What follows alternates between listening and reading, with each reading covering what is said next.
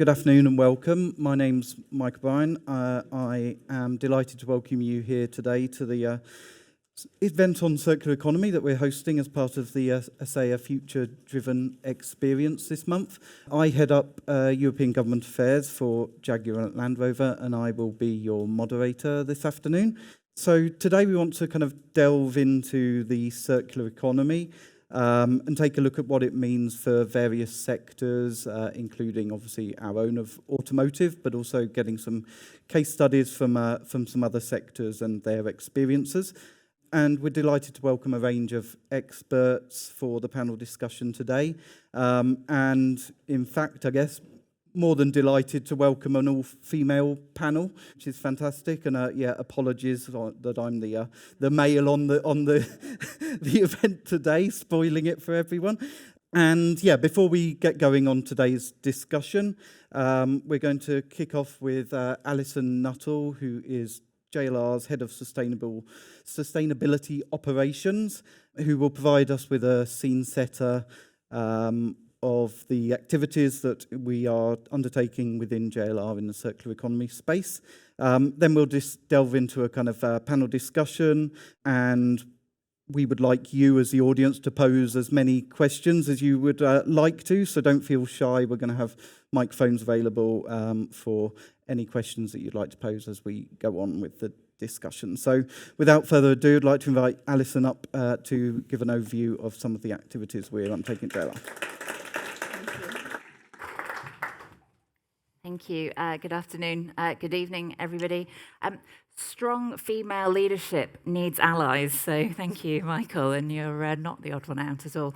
As Michael has said, I'm Alison Nuttall, so heading up the Sustainability Operations Office at JLR. We have set ourselves an incredible vision through our Reimagine strategy to lead with sustainability-rich modern luxury. Of course, circular economy is key to that. We have our net zero ambition that we have set out, so by 2039 to be net zero across our products, our operations, and our supply chain. We know, of course, I'm sure everyone in this room, how critical circular economy is to that net zero mission. So just wanted to set the scene and go through a few big picture things to get us in the right headspace. So, of course, when we're talking about our climate action and those global greenhouse gas emissions, we know that only 45% of those are coming from energy related, so we're addressable by decarbonising energy. That leaves 55% of greenhouse gas emissions where we need the circular economy. So this is where we need to be addressing that resource use, so that extraction and the use, and shift away from this linear economy. So this is absolutely fundamental to our net zero goals, both as JLR and as a world. This was a fact that I've only recently learnt about, is the fact that we are actually getting more linear. Globally, our circular economy has decreased. Now only 7.2% of the resources that we consume as a human race are circular, so a lot of work to be done. I'm really, really looking forward to this conversation and to talking with you all later about how we are going to change this and get this on the upward trajectory. And really, it's about how we can boost that resource productivity, how we can keep those materials in use, retain their value, extract much more value from those resources, and not be wasting them.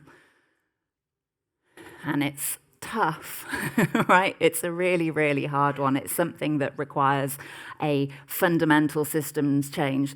So for us at JLR, it's rethinking the way that we do everything, the way that we design, we engineer, the supply chain models that we have, the business cases, the business models that we have with our customers. Everything needs to be fundamentally rethought, and it requires a really different way of operating. Which is, again, why it's great to be here as JLR with Philips, with EMF, and with Dow as some partners that we're working really closely on to see how we can solve this. And hopefully after some discussion later, we'll walk away with some more connections having been formed on this. So what exactly are we doing at JLR then about this? So circular economy is fundamental to our vision for being a net zero business. It's something that we are tackling from a mindset point of view, from a awareness and education. So rolling out some training, of course, because fundamentally people need to understand what it is that we're talking about. You know, what does it mean to people and their jobs? How do we need to be thinking and doing things differently? It, as I've already mentioned, requires this completely different way of working, this really integrated industry, and not just vertical integration. This needs that horizontal integration as well. It is completely rethinking our supply chains and how we operate with those supplier partners. So we had some really interesting sort of proof points quite recently that have come out. One of them, actually, which the photo at the end is a piece of. So we have just announced in partnership with Dow and with Adient, one of our seating suppliers, that we have been trialling recycled polyurethane in our seat foams. A critical component in the vehicle, historically very difficult to recycle. We have an amazing team from across those three different parties, the JLR, Dow and Adient, who've been working and really learning by doing. That's the ethos. Amazing innovation, amazing passion to putting aside, the way that we've always done things and coming up with real ways to solve this. So some amazing breakthroughs have been made through there on our seats. They will be going into production testing next year. So some really exciting times for some critical innovation activities. Of course, there's lots of other things as well that we're looking at. Some of them not new, a lot around aluminium and increasing, the closed loop recycled content that we have there. So lots of proof points at JLR and within the automotive industry that we're working through. And this really is our ambition summed up in a simple sentence. It is about decoupling value creation from resource use. We all historically, as industries and businesses, have made money from that linear economy, and this has got to change. We've got to find a way now to create value from that resource use. So different business cases, fundamental change in how we do things. And this gives you an idea of one of the nice graphics that we have. It's how we're explaining this and how we're driving this through the business. So we have these circular enablers. So this is where we are driving that innovation. It's that real systemic change, and it is absolutely critical to have partnerships involved for this. None of us can solve this issue by ourselves, so those partnerships are key. It's about those products and services. So again, it's that rethinking how we design, how we engineer, and how we, change that mindset from the customer point of view as well to, those vehicles that have got that longevity in them. And then, of course, the circular resources there. So really being a responsible business means being a responsible user of those resources. So we want to maximize their reuse, their replenishment, and, of course, last but not least, the recycling. So a lot of activity happening at JLR at the moment. These really just the summary, our sort of key takeaway points. That this has got to be, these circular economy principles have absolutely got to be at the core of climate action across all businesses, across policy in the EU in order for us all to be successful at this. We've got to get this delivered, we've got to turn this into action now, but we absolutely need to understand some of the timescales that we're talking about here, particularly for automotive. There's a very long lead time in redesigning, re-engineering some of this and throughout the whole supply chain. It's not something that can be done overnight, but of course we have to get well on the way to achieving it. So those market conditions need to be right for us to do that. And I think as we've seen and we'll demonstrate with the panel discussions, it is about those capabilities throughout the supply chain. There's some amazing work and innovation and passion and commitment, but that only needs to increase. And I think that is it for me. So I will take a seat and open up for some discussion. Thank you very much, Alison. So we'll do a seamless swapping of seats there. Thanks so much for that, Alison. Really, really useful. Let's now get into the panel discussion. So I would like to welcome on stage the speakers. First up, we have Annika Eberstein, who's the EU Sustainability Policy Leader at Philips. Then we have Eline Boon, Senior Policy Manager at the Ellen MacArthur Foundation. And then we have Jimena Canda from Government Affairs and Public Policy Leader at Dow. So we'll start with just some questions to introduce the panel to everybody and to find out a little bit more about the activities that each panel member is undertaking. Then we'll get into a bit more general questions. And as I say, if you have any questions from the audience at that stage, please feel free to put your hand up and ask. So start with Annika. Annika, can you please maybe just introduce yourself and your work as a first question? And then secondly, I'd like to ask you something a little bit more specific. And as you come from a different industry to JLR, consumer health industry, what's your company's view on enhancing competitiveness through circularity? And do you see any commonalities and synergies between the way you do things at Philips with how we're maybe looking at things within JLR? Great, thank you, Mike, and hello, everybody. So I am responsible in Philips for coordinating all the government affairs activities and activities related to sustainability. So that includes, of course, circular economy, but also other fun areas of activity like chemicals, packaging, and everything, reporting, and everything in between. And maybe just to quickly explain what we as Philips do on circularity. So. And to also explain that we are now being introduced as a healthcare company, because that is now what we are. We are a pure health technology company with the majority of our portfolio focused on medical and hospital equipment and software. And our consumer portfolio really prioritized to support personal health, so oral health with our toothbrushes, or also maternal health with our pregnancy and for example, breast pumps. And we actually started our circularity journey more 30 years ago at least. And we started with, I think every company starts with, and that's the low-hanging fruit.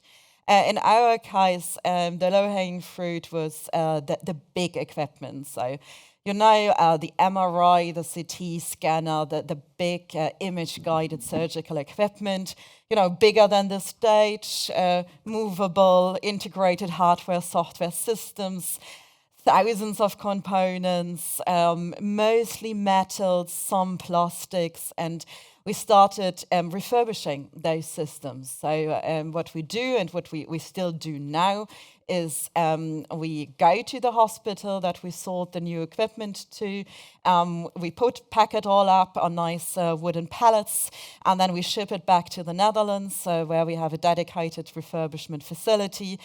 We clean it, we repair it, we completely disassemble and then reassemble it, and then we sell it again. And we can do that definitely once, sometimes also twice, which of course depends on how well the hospital has been treating the equipment during its lifetime of around 10 to 15 years. I think there's a lot of commonalities here with the automotive sector, just in terms of the technology. In both cases, complex machinery weighing a lot, in our case around a ton. I think also in terms of material composition, so metals, plastics, complex electronics, so that retain a lot of value, I think, in both cases. So if you look at something like a printed circuit board, for example, the rare earth that I included there, the value proposition is just really, really good to refurbish that type of product. because the business case is there. And I think that's important. We are not a charity. I think all of our companies have to also deliver value to our shareholders. And that means we are only doing this type of activity if we're at least not losing money. We're sometimes not making money with it, but we're not losing money. So I think that's the first commonality that I see.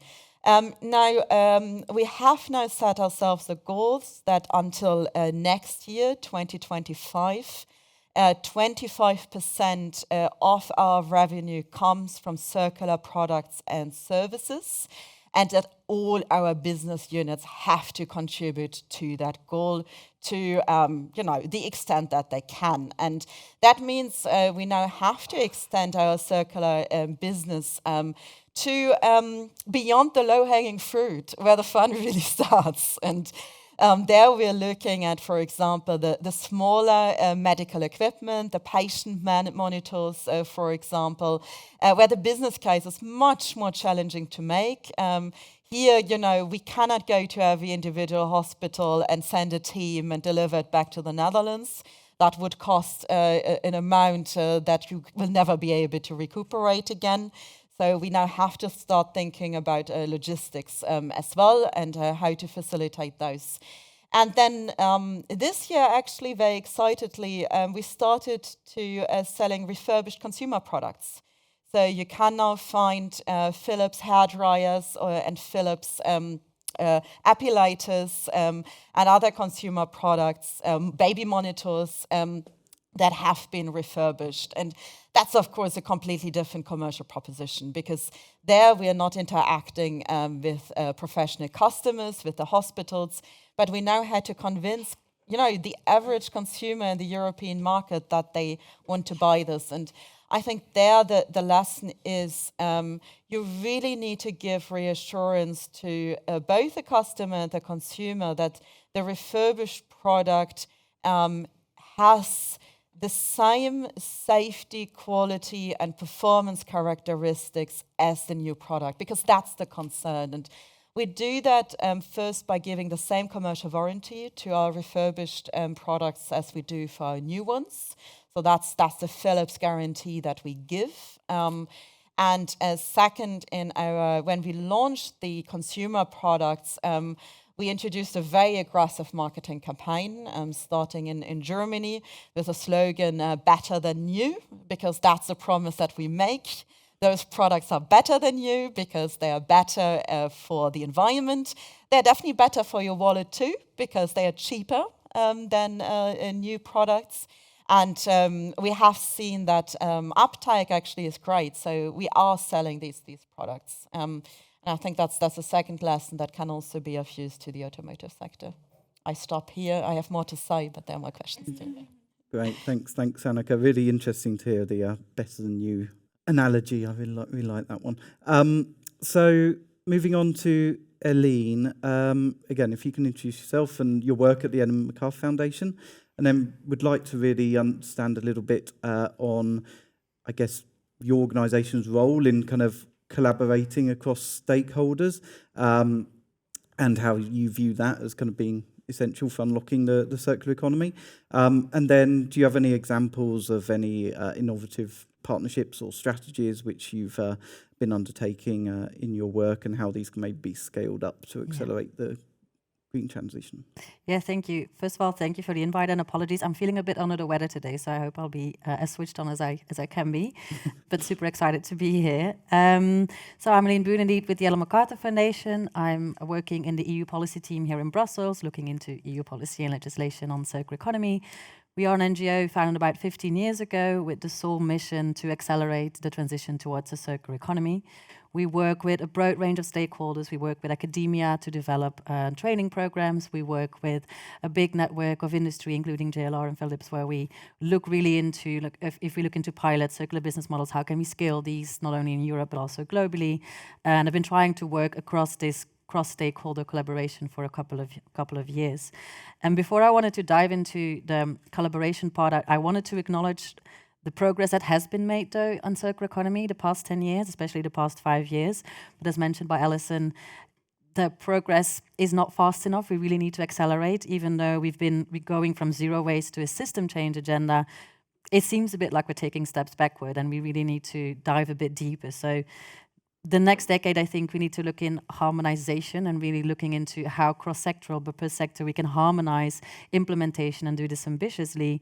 But we also need to look into the circular economy more broadly, and it was already briefly mentioned already. The circular economy is not just about managing materials or reducing waste. It's also a vehicle for change towards climate and nature restoration ambitions, but also an opportunity to drive economic prosperity and competitiveness whilst we decouple from material use. When it comes to collaboration, I think this system agenda and having that in the back of our heads is really important. It's really important to look into potential spillovers, set a common direction of travel, and work around a clearly defined goal. I think if you look at, I know it's not rocket science, but it's really important sometimes when we work together to really set a direction of travel.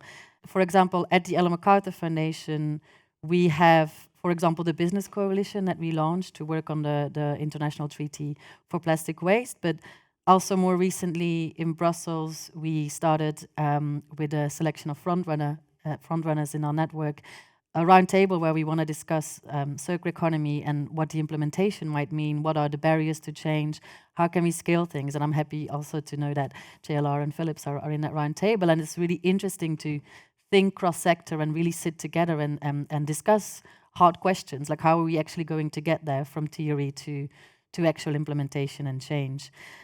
When you asked me about what example, I was thinking something in the European space, but then I got a bit inspired, and it's going back a bit in time. But if you look at the mission to put the man on the moon in the 60s, it was an incredibly difficult mission. Like, how on earth are we going to put the man on the moon?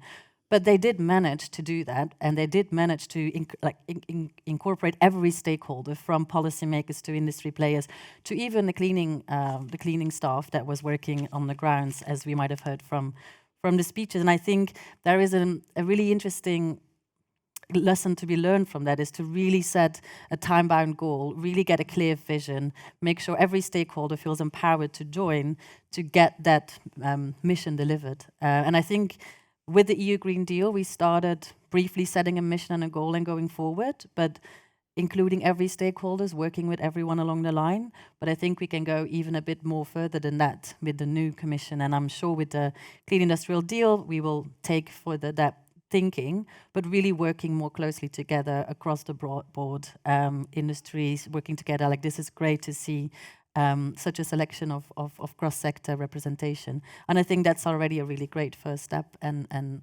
hopefully we can continue on that pathway forward. Thanks, Eline. So yeah, collaboration is key. Jimena, if you'd like to introduce Dow, and then and yourself, obviously, and then like to kind of understand what's the role of the chemicals industry in the circular economy debate, and how do you think that value chains can partner to develop such circular solutions? We discussed already today, I guess. So thank you, and thank you for having me here. My name is Jimena, but you care about Dow apparently, so I will introduce Dow. Sorry. Fine, I'm a Scorpio. Fine. Dow is a material science company. We develop multiple materials for different value chains. We are at the beginning of countless value chains, whether it is construction, automotive, packaging, paints, personal care, you name it. There's definitely some sort of chemistry there that makes that thing happen. And that is why we have the chance to work with multiple topics and multiple industries and multiple segments to basically help our customers and our customers reach their sustainability goals, and of course with that reach our own sustainability goals. The chemical industry has a critical role to play in this discussion because we are at the beginning of the chain and we need to make sure that products are designed to be circular. You cannot just try to manage the product at the end of life if you haven't thought of it from the very beginning to be circular. And I'm not saying recycled, I'm saying circular. This means reduction of waste, this means reusable, this means there's a whole bunch of R's going around, I think. And then at some point you get to recycle it, of course, which is always better than landfilling or incinerating it, which is the situation today in many cases. At Dow, we have been developing solutions to make things circular, but as clearly you all said, this is not just about circularity anymore, right? Circularity clearly plays a key role in decarbonization, because at least for us in the chemical industry, when we talk about circularity, we talk about alternative feedstocks. This is, for us, the situation where we stop using fossil-based materials to start using alternative ones. And for us, circularity is not just there's no single bullet solution, correct? There's a combination of technologies that can make things circular. We need to design products to be recycled, as I mentioned, reuse and so on, but at some point, definitely, they have to be designed to be recycled. And at Dow, we develop solutions in multiple spaces for things to be easy to recycle. We have multiple solutions related to mechanical recycling, and in many different market segments, we are selling recycled materials from mechanical recycling. And of course, we have ambitious plans for chemical recycling in those areas where mechanical recycling cannot make the proper solution. You may know this is the automotive industry. You may know that when we talk about different applications, for us, and applications is a very Dow word, products, whether it's food packaging or automotive, there's a couple of real products that have specific requirements because of the type of product that they are. Safety requirements, food contact requirements, you name it.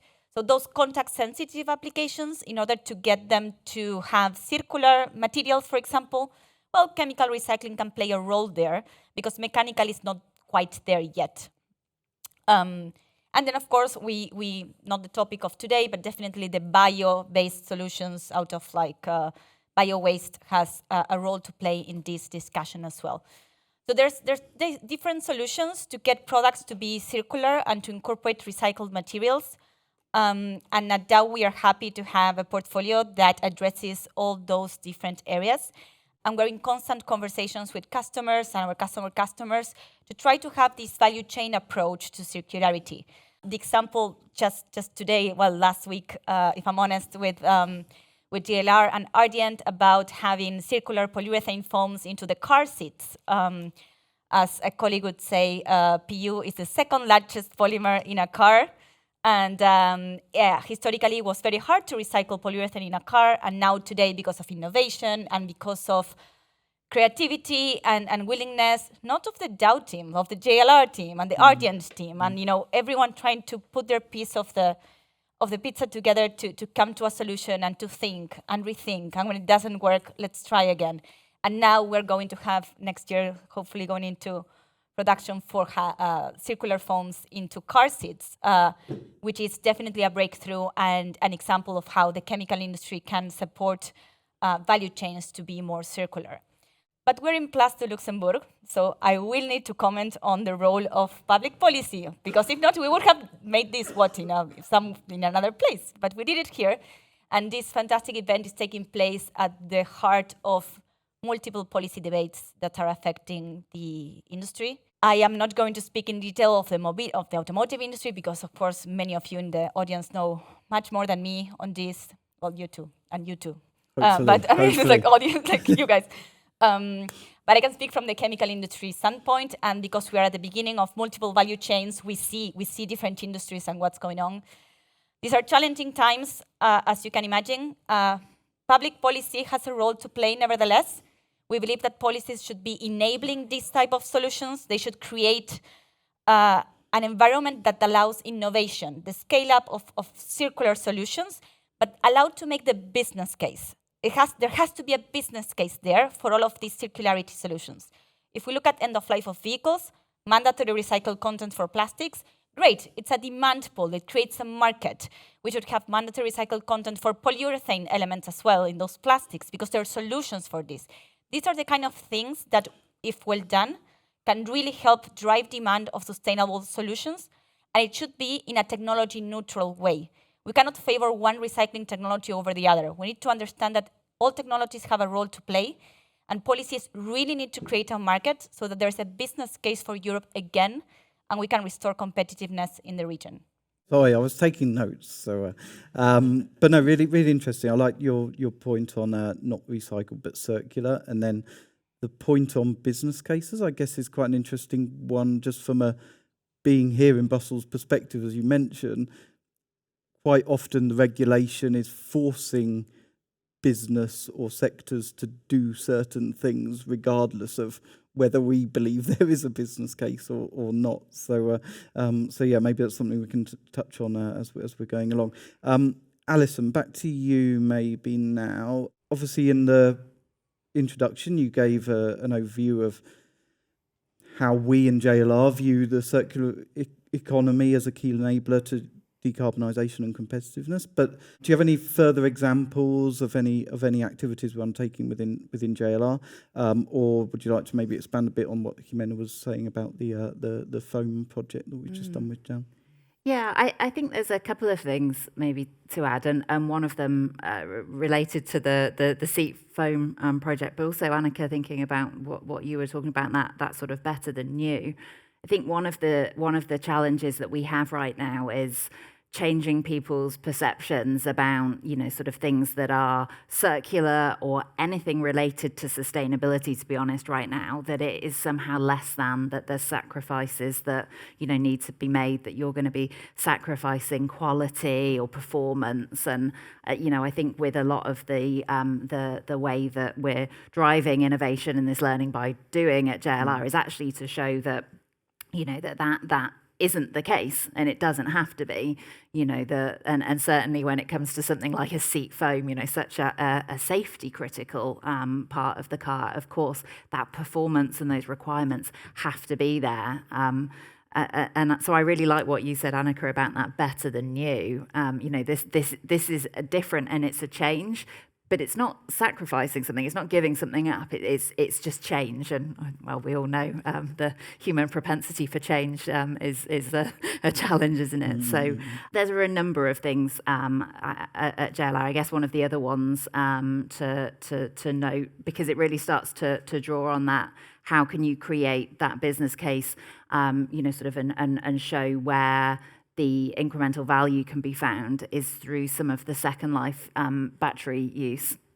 I think we all see, of course, electrification of the automotive industry and sort of having these discussions around batteries, and actually the fact that this is a hugely powerful resource for us to use for energy storage.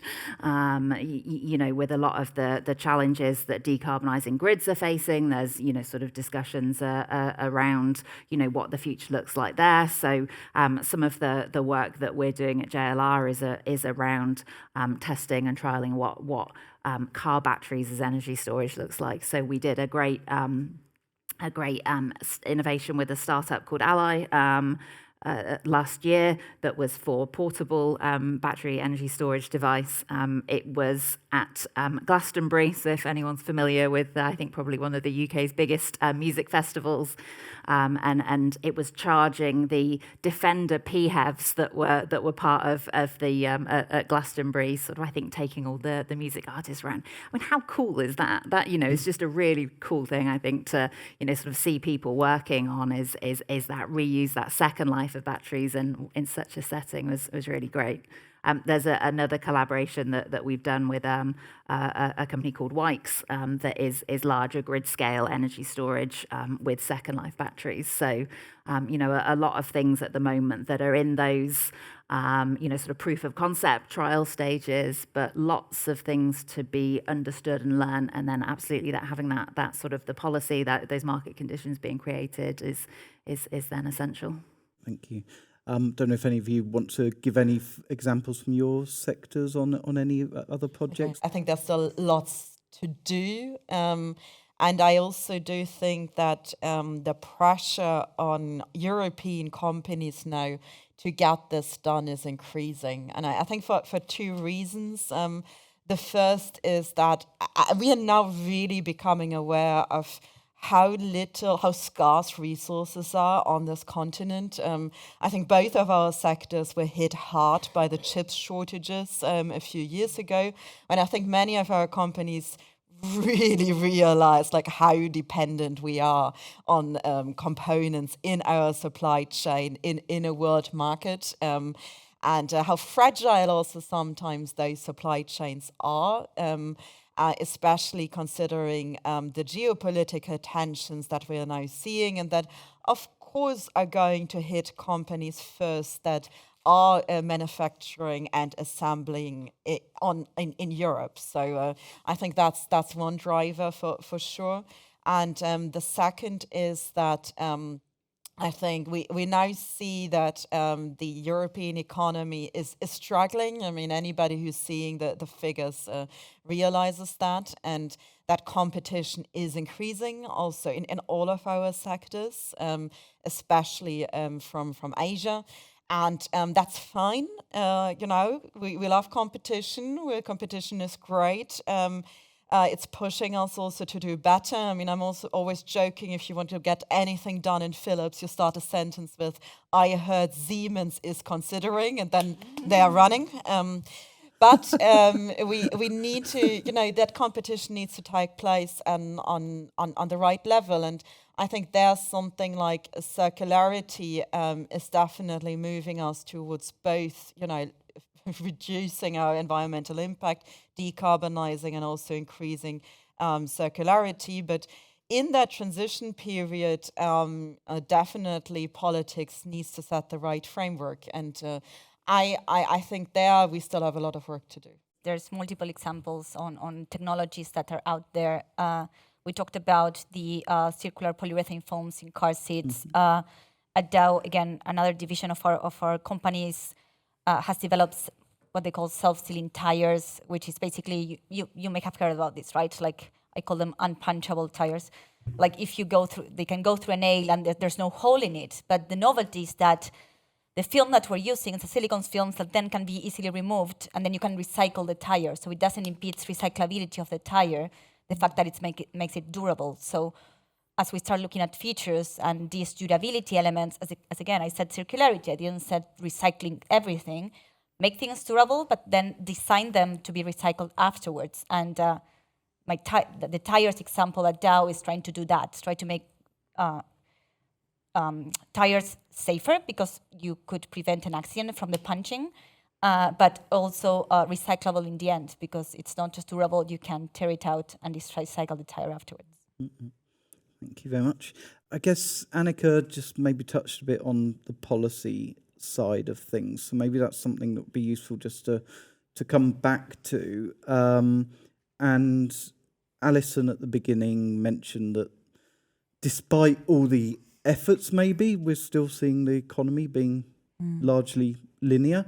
So do you have any thoughts, and whoever wants to take this, on what kind of key actions or policy shifts may be necessary at the European level in order to overcome that inertia and move properly towards a circular economy? I'm happy to go first briefly. I think if you just look at our current economy, it's still hardwired for and bilinearity. So even if you've got a great pilot or you want to scale it, it's really hard in the current economic system. And I think beyond all the policy and legislation on design and product policy and setting requirements, it's so important to create the right economic conditions for circular economy to actually scale. And we're thinking then about economic but fiscal policies, taxation, looking at public procurement to really start rewarding as well these circular economy initiatives, so they can, instead of just being in the pilot phase and then struggling to scale, really grow. And it also makes it more profitable, as I've been hearing the business case. But of course, in order to make the business case work, the economy needs to respond as well. And I think so far we haven't seen a lot of economic and fiscal policies coming up. But luckily, the new Commissioner for Climate has taxation in his portfolio. So I'm hopeful that there will be more potential reforms and more rewards towards circular economy business models and trying to scale the secondary material market and things like that. And I think that's really something we need to look into and really go hard on if we want to make sure that we can scale circular economy further. I can give some concrete examples of that, because when you look at the medical equipment industry, so we are, closing the loop for those devices, but And we're doing it at scale, but we could do it at a larger scale if certain policies were in place. So right now, we do see that different pieces of EU legislation are not at all connected to each other. So when you consider circular economy, different legal provisions just need to be in sync, and that's not happening. So to give you an example, we would love to reuse, all components from old systems, both in, when we are repairing, servicing, maintaining, but also when we are manufacturing new equipment.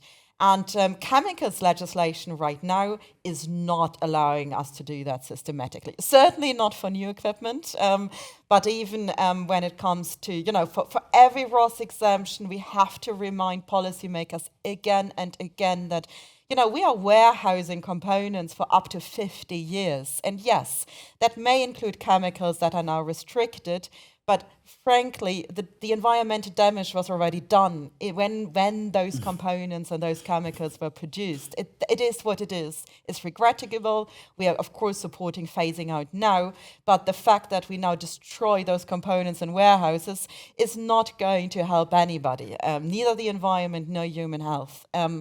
And I think also the demand side incentives right now are not there. There are still a number of member states and health systems that do not allow purchasing refurbished equipment at all. I'm having fun discussions with Italian officials in the Ministry of Health because they claim that the equipment is not good enough, which is technically absolutely not correct. And we also see that the majority of tenders for medical devices are still price only. And in price only, tenders, especially more sustainable companies, will not win. It's just what it is. We cannot compete, with especially Chinese competitors at that level.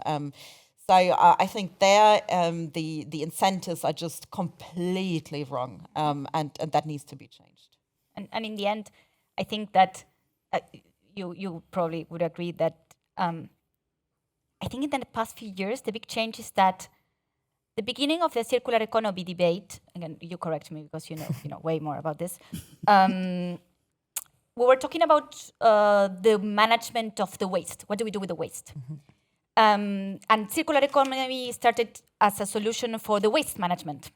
What can we do better with it? But as the circular economy ideas developed and we started seeing its role in decarbonization and so on and so forth, we need to really start thinking about waste as a raw material. So instead of thinking of policies at the end of the value chain, we need to start thinking of policies putting the waste at the beginning of the new value chain. And the second that you start thinking about waste, not as something that is at the end of something, but at the very beginning of something new, you realize how the policy framework doesn't really help to use this waste as a raw material. If you think of any other raw material and you place the regulations that you have today for that into anything else, you would be crazy to build an industry based on that. Today we have challenges to move waste around. We have challenges to move recyclates around because of lack of harmonization of end of waste criteria. If you put a recycler facility in Belgium, I'm looking at John Mortal so he can correct me if I say something wrong. If you put a recycling facility in Belgium, you cannot use waste from the Netherlands. Like, how can you do a scale-up of using waste as a raw material if you have restrictions? Don't get me wrong, I'm not saying we should go wild with moving waste around like crazy people, but my point is, are we really thinking this as a secondary raw material to build an economy, a business out of it? Policies can create demand, which is fantastic. Mandatory recycled content, yes, please. This is critical to really create a market for this, to justify investments in all of this. EPR schemes, anything that really helps build the waste stream in a way that it's reliable and you can use it at scale. And nowadays, we need to look at the competitiveness standpoint as well. So energy prices and everything that you could argue on the linear, let's call it, situations today, applies to circular economy too. How do we restore competitiveness in Europe to rebuild businesses and now, again, make it circular in a way that doesn't really kill competitiveness of the European economy. And it's a challenge, but I think that's why we have policies. Policies should help enable that. Technology neutrality, recycled content targets, harmonization of end-of-waste criteria, ways to really build an industry out of it. And Alison, anything you want to add on any of those comments? I think I feel like I've just learnt a lot since I've been sitting up here listening to you wonderful ladies. I was just thinking then about that, how long the life cycle of a vehicle is. Maybe it's not the 50 years, but we often talk about in 20 years' time, when a vehicle, which is the sort of the average length of time, that a vehicle will be out there on the road for, what are the materials that we need to be engineering with today, building those cars with today, that in 20 years' time we're going to be thinking, we made this easier for ourselves, didn't we? Because that sort of, so that right up front, absolutely, I think, and that's the real. I often talk about the start of the circle, and people look at me like I'm crazy, but that's exactly where it is, isn't it? Where a lot of it needs to go to. But I'm definitely interested to hear if there's any questions from the audience. Yeah, I don't know if anyone has any questions yet. Feel free to put your hand up and we'll get a mic. If not, then we can... there we go, please. I'm the only one. I tend to agree, Jean-Michel Pinto, Roland Berger. I tend to agree on the fiscal aspects, because helping my clients develop circular business case, it's a big challenge in Europe because of regulation and fiscal aspects, and you can see, especially in the US, that sometimes circular is more developed than in Europe due to lower regulation. So this is something we can learn from there. I have a question, Alison. You mentioned the collaborations between players. The value chain is not anymore linear, it's becoming circular, it's a circle, so it means your clients is also your suppliers, so the relation cannot be the usual client-supplier model. You need to move to a partnership model. It means collaboration, it means sharing information. How do you manage this partnership network? It's certainly something that we are really looking at closely at the moment, and I think the electrification of automotive is, and the change that brings is really the perfect opportunity to be developing those relationships with the customers. From a general automotive level, I think we see a lot of uncertainty and a lot of noise from a customer perspective about sort of the ownership of EVs. So actually, I think there's a real opportunity there to address multiple sort of challenges through developing that relationship, and it can't be about selling a product anymore, and certainly that's not the JLR vision, is that this is about customer experiences. It's not selling a vehicle and walking away, but it's a lifetime commitment to ensuring the customer is having the best experience, and of course within that then is ample opportunity for circular economy, whether it's sort of from a refurbished parts point of view, from second user, third user, then being able to create those more closed loops. And I think whether we're talking from a closed loop material point of view, sort of as a single business, or within an industry, it's the real opportunity to keep the value of that material, being able to have that ability to circulate it back into, sort of a similar application, as opposed to it degrading. So yeah, it's a real key focal point at the moment. We actually, so besides the refurbishment and recycling activities, we have launched pilots for subscription-based models, because that's also part of our circular offering. So ultrasound device for professional medical equipment, and a laser-based epilator, a consumer portfolio. And that actually brings with it new challenges, because first, hospitals right now are not set at all for subscription models because they get a budget for capital equipment. So they get a few million euros at the beginning of the year and then tell them, buy, that's it. So moving, to a kind of OPEX-based financing model is really challenging in health systems that are just not set up for that.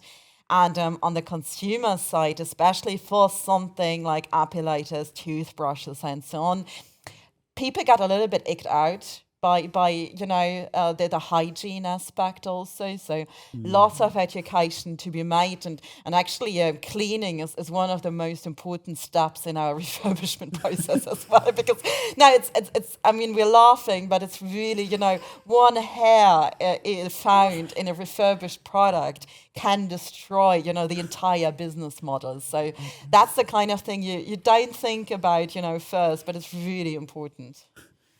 And Eline, Jimena, not sure if you got any thoughts on how to get consumers to accept the change towards circular economy, etc. Well, at the foundation, we don't necessarily look so much to the consumer. To begin with, we wouldn't call it a consumer because it's an end user. We would more call it like a user of systems. And like you said, these refurbished models or like subscription models would be interesting. But I think it comes back to the earlier point and to really convince the consumer next to doing education and making them aware that refurbished materials are not necessarily better than new. Or I forgot the slogan, but yes. I think it works really well. I think there is also a question of pricing and making sure that these products are put on a market and are actually price competitive and interesting for the consumer, even though I don't like to use the word. I think there is an important part as well, next to getting used to, even though some of these ideas are not new and we used to do them many years ago, or our grandparents would use these things, just repair and reuse and share. But I think there is an element of the economic rationale and making sure that the economic conditions are set up for success as well, that the consumer can make a good decision there. I think that that's the key question. We're producing all of these sustainable products, low carbon products, circular products, and the question is anyone actually going to buy them? And everybody sort of has the hope that they would, because, I mean, they were putting a lot of effort into that.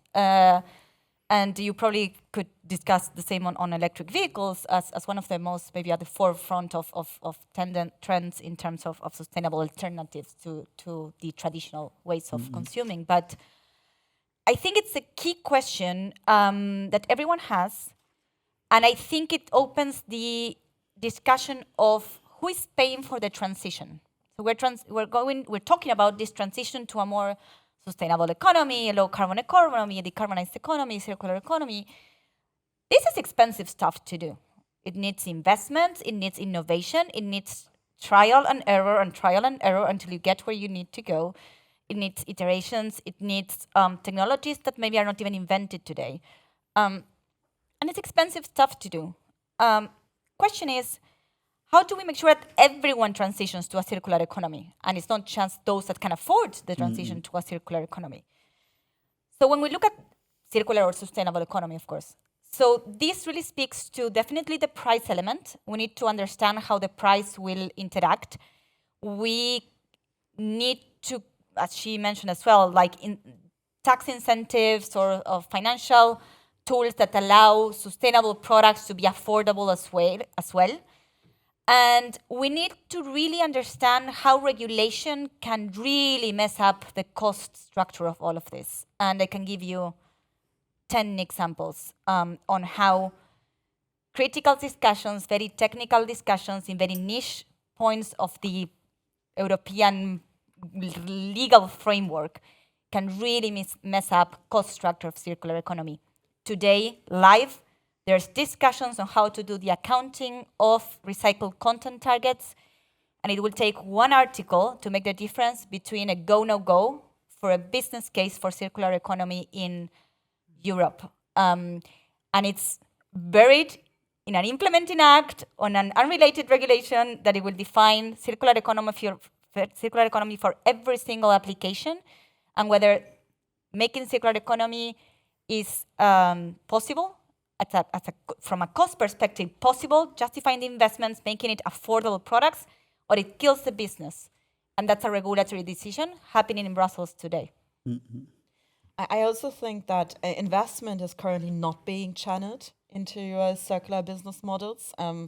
Also because I think what is a circular business model is still under discussion, no? In different sectors, across different product categories.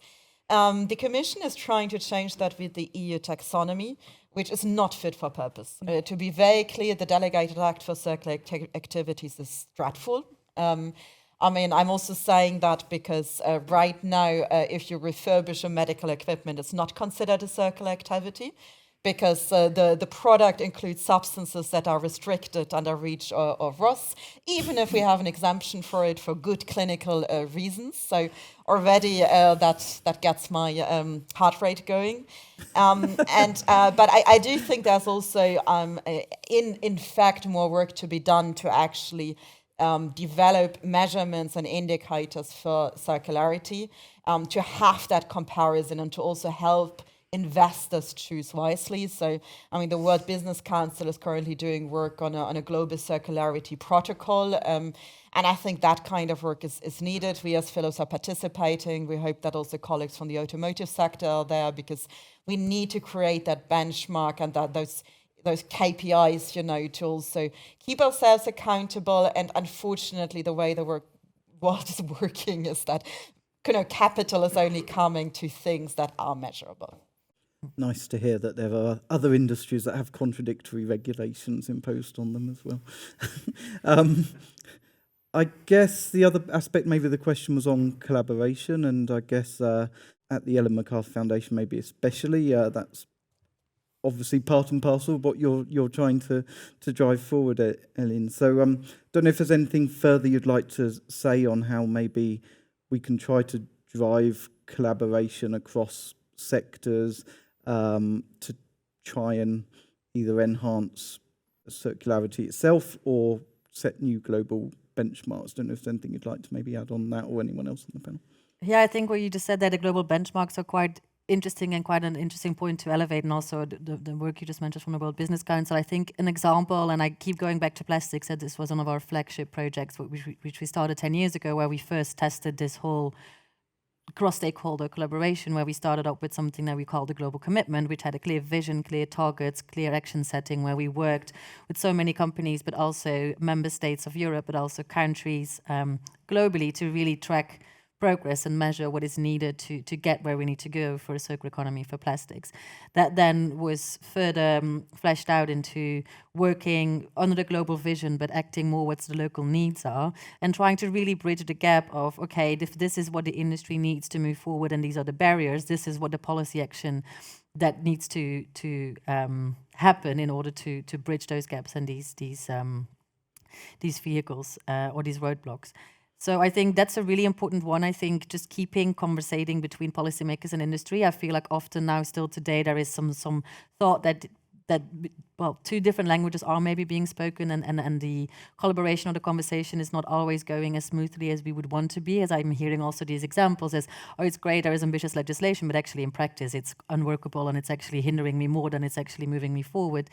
And I think that's also there in that intersection of not only cross-industry, but trying to also showcase these examples, these issues to policymakers, because they sometimes might not even be aware. They're trying their best. They're also working in their division. They're trying to be ambitious and talking to the stakeholders they think are needed. But it could be interesting to bring more of these stories and these real case examples to policymakers and approach it as a dialogue. To make sure that together we make it work, as ultimately we want the same thing. We want the circular economy to scale. It's just a matter of maybe talking a bit more closely to each other in a language that we both understand. And we've seen this in the plastics work really well through common vision setting and targets, and moving forward, simplifying the issue and therefore broadening its scope. So there's a lot of lessons learned in that space that I think we could potentially copy for the circular economy in general. Anyone else want to come in on that at all? No? Perfect. Great. Well, we'll come draw to close shortly, but I don't know if there's any other final questions from anyone in the audience. Tanvir. Thank you very much. Tanvir Ahmed, Policy Manager at ASEA. I want to zoom out a little bit on the discussion. because I believe that words such as sustainability and circular economy work very well in environments that are conducive and amidst governments that are going to hold you accountable in the event that you do not meet up to these goals. But since all of your firms are having a business footprint that's beyond the geography of Europe in other markets, which are not as conducive to these particular goals, how do you anticipate holding yourself responsible and ensuring that values of sustainability and circular economy are upheld in environments where governments may not hold you as accountable as Europe does?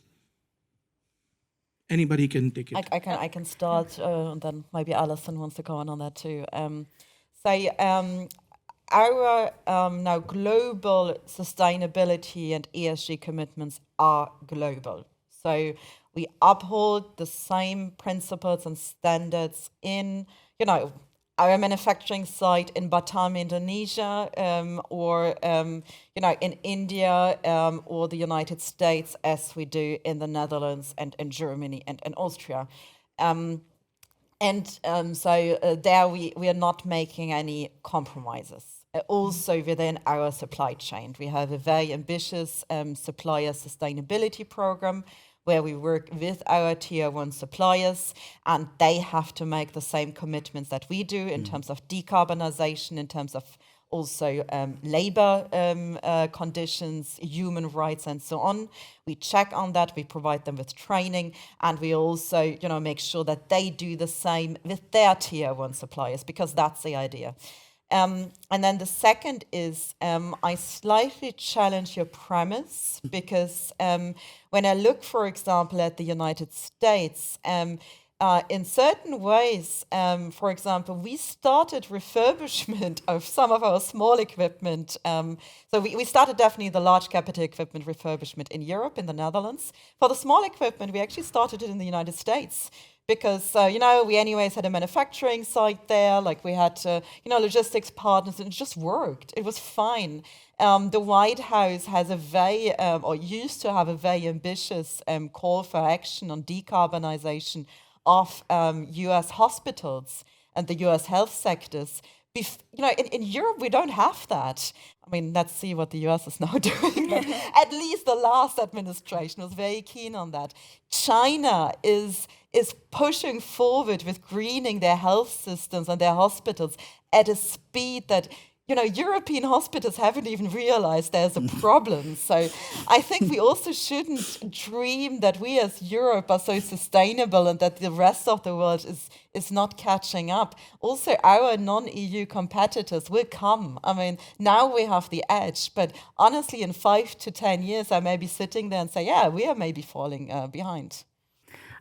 And certainly similar from JLR side as well, that our policies are global.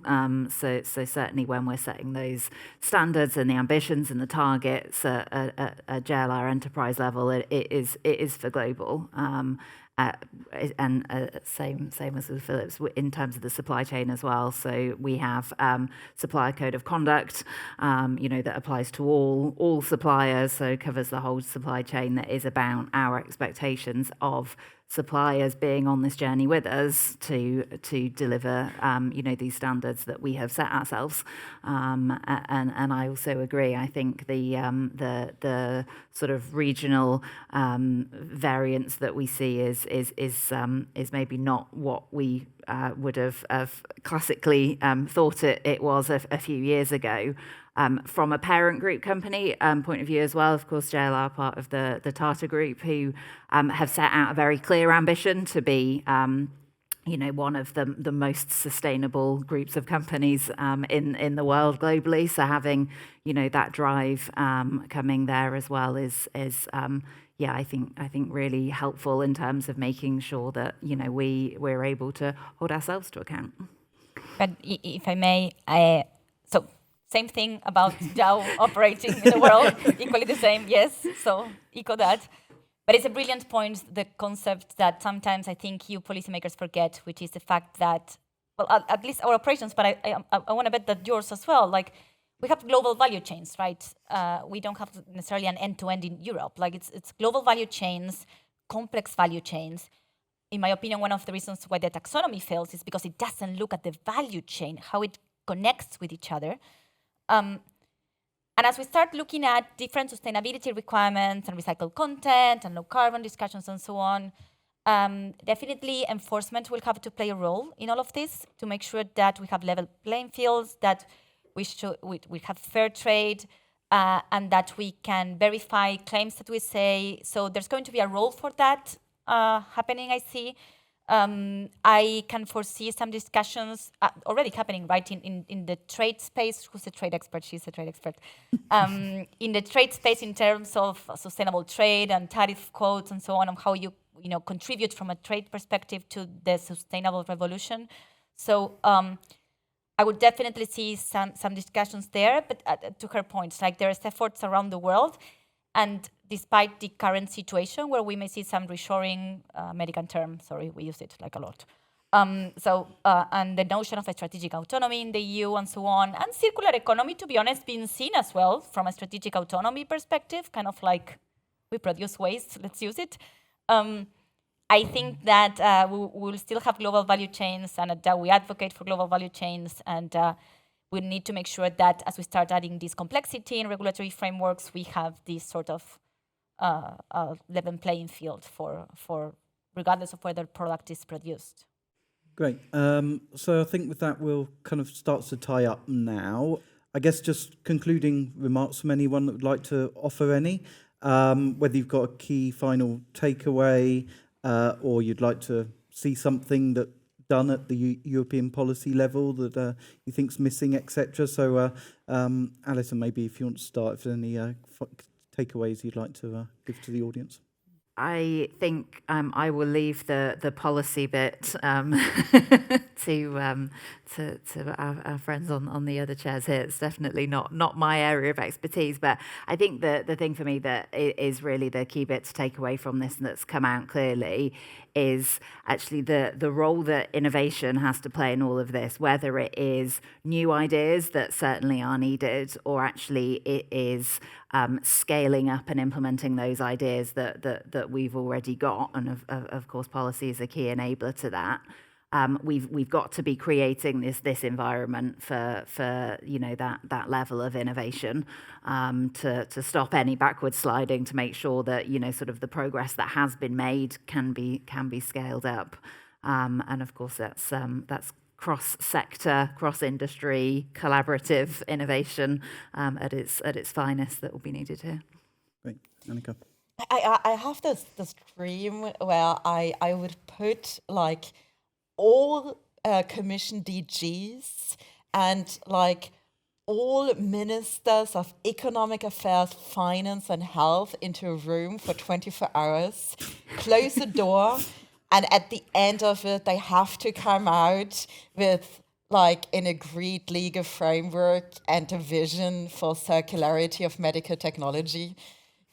Like if anybody gave me that power, I would love that to happen, because it's not happening right now, and I think it would really be worth the effort.